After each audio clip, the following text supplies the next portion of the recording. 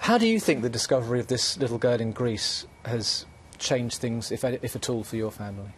It was quite shocking to obviously find out this. For years and years we've been told that it's impossible to hide European children in these sort of gypsy camps.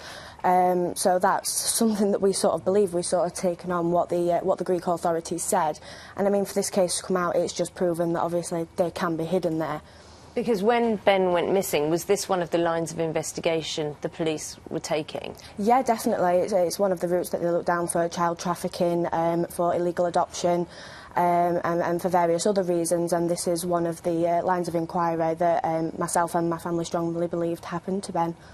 You were born after Ben went missing, I was, weren't yeah. you? So you've never met him. Yeah. When you hear news like this, what emotional impact does it have on your family? It gives us great hope. I mean, obviously to hear that another child's gone missing or anything like that, it brings back all the pain and all the memories that happened those 22 years ago.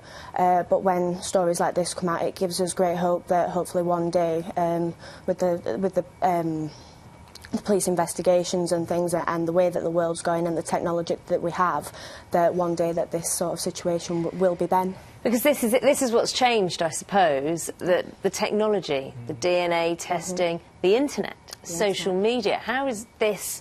I mean, this has obviously helped with this little girl. I mean, we're yet to find out exactly where she's from and the circumstances of her ending up with this family. But that wasn't around in 1991. No, I mean, in 1991, people barely had phones and things like that. It's a completely change of times. So the way that we've come, we're just using all the modern day technology that we can and use it to our advantage. I mean, it's 22 years. Social media sites, you say you still have lots of communication from people about I mean, Scott Morrison, he's the Find Ben Needham page author of it, and he runs that a lot from his side. And we still get a lot of information coming through them, which is then passed on to South Yorkshire Police and ourselves and to be followed up. So we still get leads and information every day. We have an image, I believe, of what Ben could look like today. Do you ever dare wonder what you would say to him if you were ever to meet him? That's an impossible question. I've been asked that before, and until obviously that day comes of what I would say to him, I have got no idea what myself, and I'm sure my family feel the same as well. How do you keep the momentum going in terms of keeping his name out there so people are aware of his case?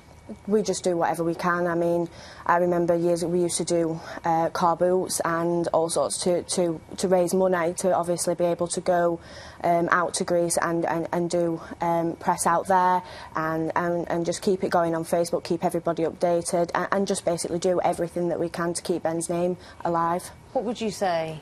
I mean, there are families who have experienced this recently. Obviously, the family of this little girl must be wondering where she is.